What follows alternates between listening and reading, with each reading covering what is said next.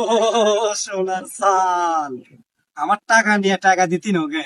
বাহ, কি সুন্দর আরামসে মুইতে আছে। আজ যা মজা বুঝাই, এমনি কি করা যায়? তুই আর ফালাই দিস টিয়া। ও, মুইতে বইছ না?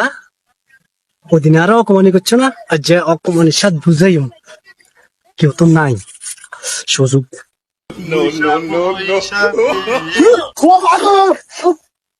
তুই আজ হারা হয়েছিস না? এমন কইলেন কাঞ্চনে কেমন বালা করো না?